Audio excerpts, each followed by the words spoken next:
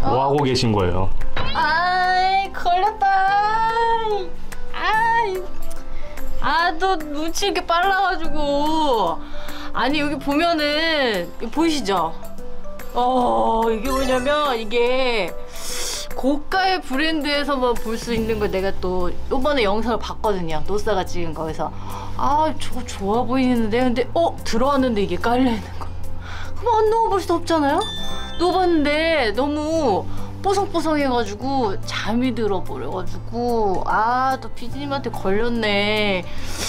그래서 요거를 여러분들한테 좀 소개를 해드리면 좋을 것 같아서, 그 고가의 브랜드 코보땡인데 그거는 얘기는 못하고, 우리 또 노보스 또 링크, 지금 보시는 영상 링크 밑에 들어가시면 저희가 따로 이렇게 링크를 만들어 놨어요. 그리고 여기 또 핑크, 예쁜 핑크, 요 이불 이렇게 살짝 덮을 수 있는 이불은, 요거는 이제 로보스 몰에 가시면 있고요. 요거는 저희 영상 밑에 링크에 있어요. 그래서 너무 좋아가지고 얘 집에 좀 가져가려고요, 피디님.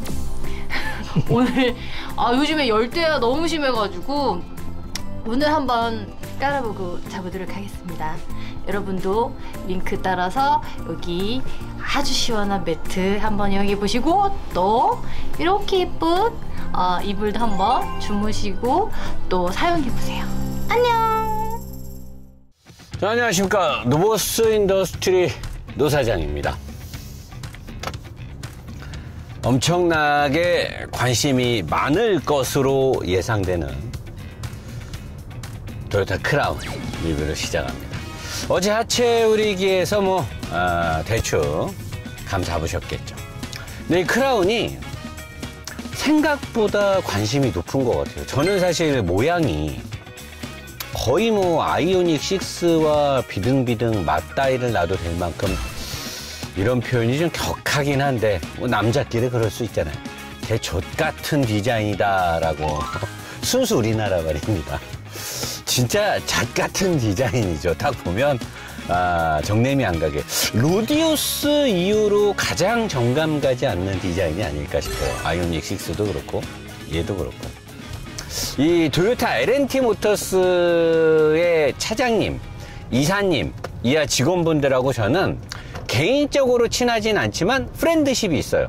그동안 차를 계속 협찬을 이 L&T 모터스 강남 지점부터 쭉 저한테 해줬잖아요. 미성아 전화번호 빡 박어, 씨발 막 박어. 그냥 광고 빡빡 해주는 거야. 어차피 돈 받는 것도 없는데 대놓고 빨아버려. 그냥 돈 받으면 빨면 캥기잖아요. 난 돈을 안 받으니까 빨아도 되거든. 깔아요. 전화 한 화면에 가득하게 넣어봐요. 사람들 질려버릴 때까지. 근데 이 L&T 모터스 차장님, 이사님 이런 분들한테 차를 이렇게 받았지만, 여러분들이 저를 좋아해주고 제가 운영하는 게러지, 제가 운영하는 쇼핑몰을 이용해주시는 절체절명의 하나의 이유를 대라고 하면 노사장의 진실성 아니겠습니까? 노사장의 진실성. 제가 L&T 모터스랑 프렌드십이 있고 내가 이 좀 인기 있는 차를 좀 받고 싶었고 하다 하더라도 저는 리뷰를 할 때 거짓말을 하지 않죠. 최악의 경우는 영상을 안 찍어버리죠. 왜? 너무 까기는 싫은데 그렇다고 거짓말로 빨 수는 없으니까.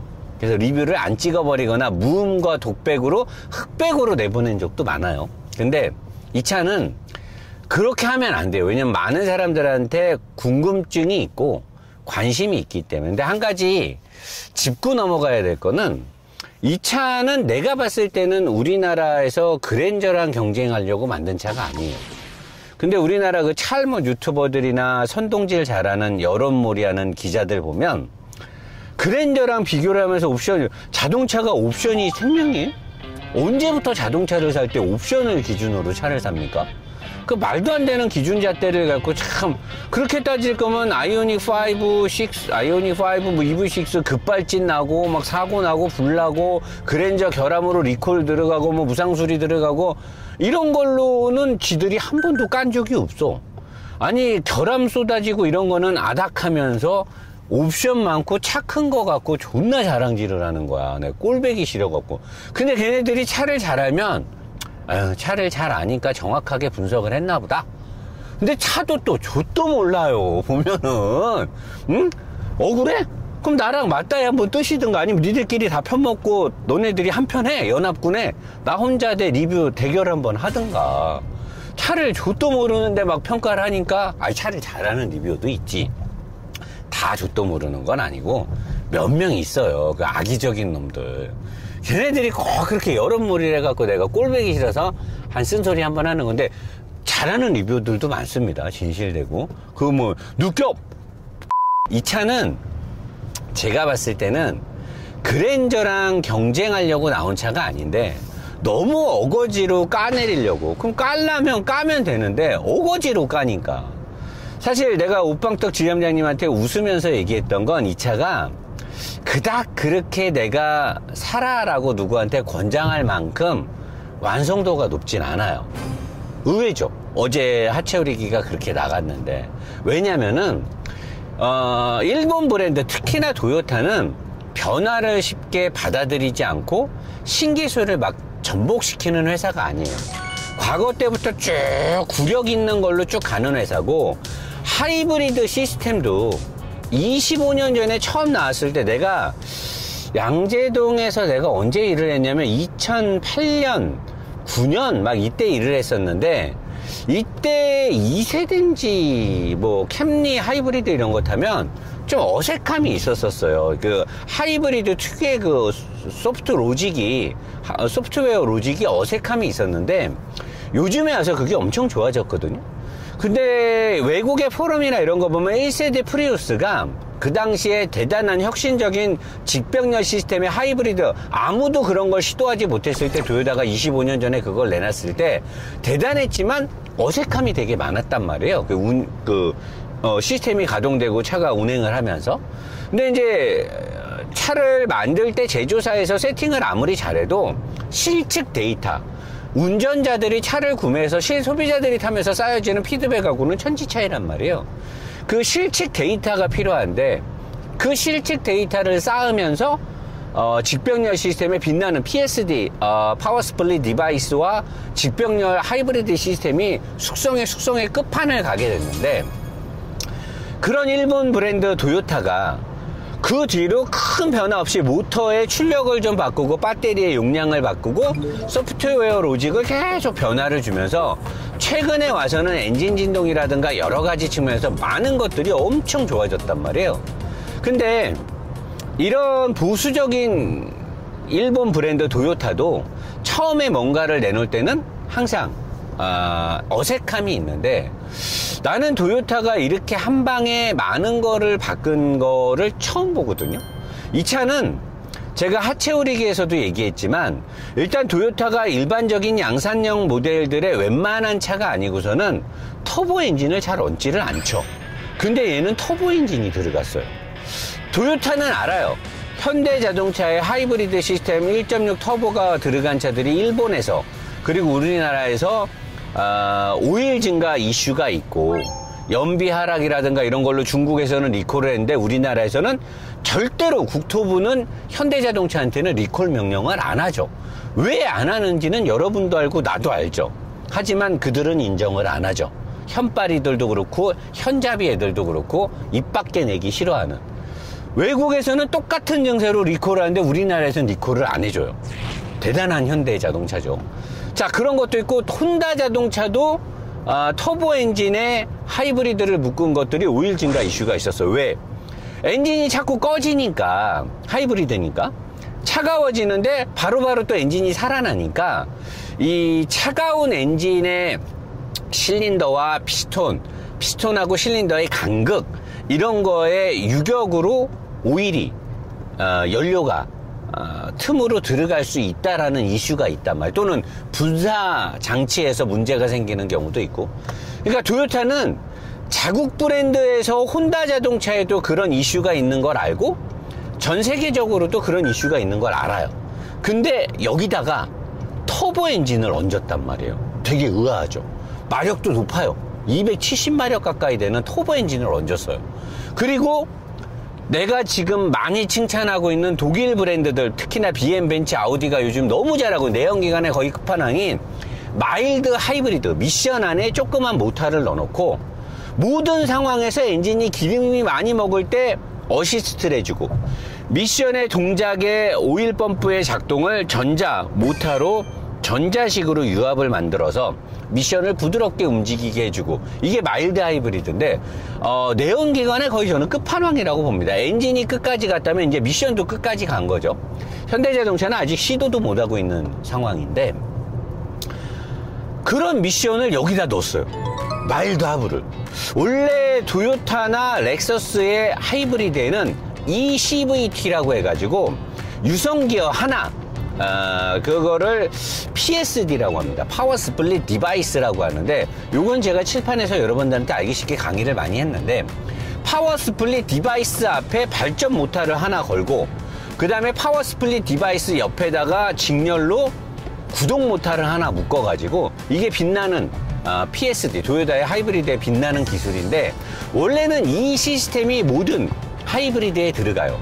근데 얘는 그거를 넣지 않고 터보 엔진에 아이신 6단 자동 미션에다가 독일 애들처럼 그러니까 이 파워 스플릿 디바이스나 eCVT 그런 게 아니고 오리지널 그냥 자동 6단 미션, 유성기어 플래닛이 2개 들어간 오리지널 6단 미션에 독일 애들처럼 전자 모터를 넣은 거예요. 이 전자 모터는 구동을 하거나 그럴 수 없어요. 보통의 도요타가 파는 모든 하이브리드는 미션 앞이나 엔진 앞에 있는 모터가 구동도 책임지고 엔진과 함께 힘도 내고 막 이러는데, 얘는 그게 아니에요. 말 그대로 마일드 하이브리드, 엔진이 기름을 많이 먹으려고 할 때만 잠깐 여기서 보면 여기 초록색이 빨간색으로 이쪽을 가야 되는데, 여기 싹 보면 요때 살짝 주황색이 갔죠. 앞으로 요게 모터예요. 요때 요렇게, 그러니까 기름을 먹으려고 할 때만 딱 보면, 다시 보세요. 이렇게 가다가 딱 밟아서 기름을 먹으려고 할 때만 딱 가고 그 뒤로는 안 가. 이 마일드 하이브리드에 들어가 있는 미션에 들어간 이 모터는, 요 앞에 모터가 미션 안에 들어간 모터거든요. 요건 뒷바퀴에 있는 모터고, 얘는 웬만할 때는 절대 안 움직여요. 또 싹 밟아서 힘이 들어갈 때만 싹 들어가. 잠깐 들어가고 안 들어가잖아. 잠깐 기름을 많이 먹는 그 찰나의 순간에만 살짝 개입하고 넣었다 뺐다를 엄청 잘해요. 감질만 나게 하는 것. 넣었다 뺐다 엄청난 효과를 톡톡히 내고 있고, 연비에도 엄청 도움을 주는데, 얘가 아이신 6단 미션에 이게 들어간 거예요. 대단한 거죠. 아니, 변화를 잘 적용하지 않는 도요타가 터보 엔진을 넣은 것도 대단한데 마일드 하브를 넣은 거야. 대단한 거. 내가 봤을 때는 진짜 대단하거든요. 근데 더 대단한 건 뭐냐면, 뒷바퀴에 독립적인 모터를 달았는데, 얘가 엔진하고 붙어 있지 않고, 보통 이제 하이브리드라고 하면 엔진하고 모터와 미션이 이렇게 딱 같이 어울려져서 지들끼리 꿍짝꿍짝 짬짬이를 해주는 게 하이브리드인데, 얘는 모터가 덩그러니 뒤에 따로 떨어져 있어요. 근데 어제 하체오리기에서 여러분 보셨지만 모터가 엄청 커요. 모터만 봤을 때 웬만한 전기차 수준이에요. 그냥 작은 전기차 수준이고, 모터라부터 양쪽으로 나온 드라이브 샤프트를 보면 등속 조인트라고 하죠. 엄청 커요. 웬만한 그 조그만 전기 모터나 조그만 전용 구동형들이 뒷바퀴의 구동을 어설프게 주는 그거랑은 차원이 달라요.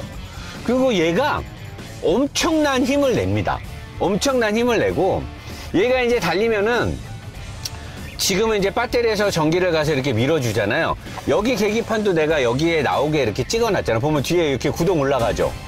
이 뒷바퀴에서 미는 힘이 이 차가 절대 전륜 구동임을 알 수 없게끔 해줄 수 있을 게 엄청난 힘을 쓴단 말이에요. 모터가 엄청 커요. 자, 그러면 저 모터가 엄청 크면 배터리를 큰 거를 달아서 저 모터만으로 구동을 하고 뭐하고 하면 EV 모드로도 가고, 전기차 비스무리하면서 요즘 나오는 하이브리드들이 막 전기 모드가 되게 강하잖아요. 근데 얘는 일단 EV 모드가 없어요. 여기 드라이브 모드에서도 바꿔보면 컴포트, 에코, 스포츠 플러스 막 이런 게 있는데, EV 모드가 일단 없어요. 엄청나게 큰 전기 모터가 있는데 전기만으로 갈 수 있는 기능이 없어요. 이것도 되게 신기한 거야. 하이브리드 차량인데 EV에 대한 이 기대치나 EV의 역할 수행이 그렇게 많지가 않아요. 그럼 도대체 이 차의 정의는 뭐냐? 이 차의 정의는. 그게 내가 보니까 여기서 여러분들 지금 움직이는 걸 내가 계속 찍어놨잖아요.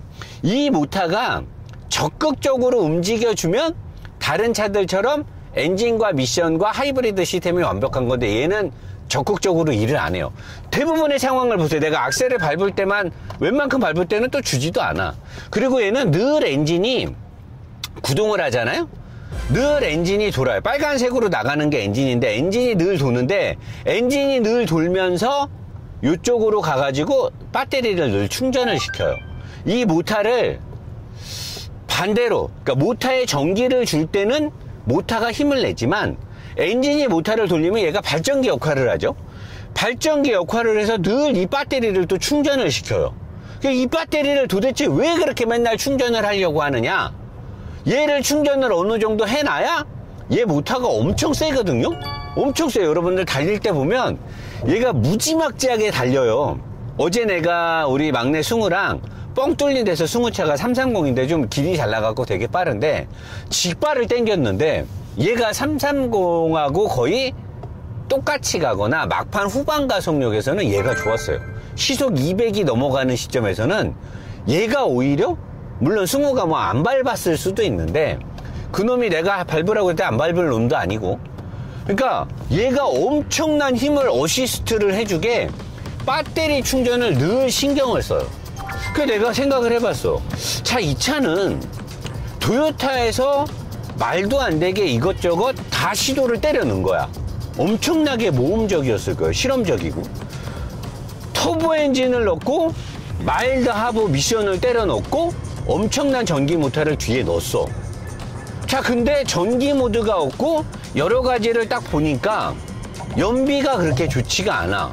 도대체 이 차의 정의는 뭐지? 내가 고민을 진짜 많이 했어요.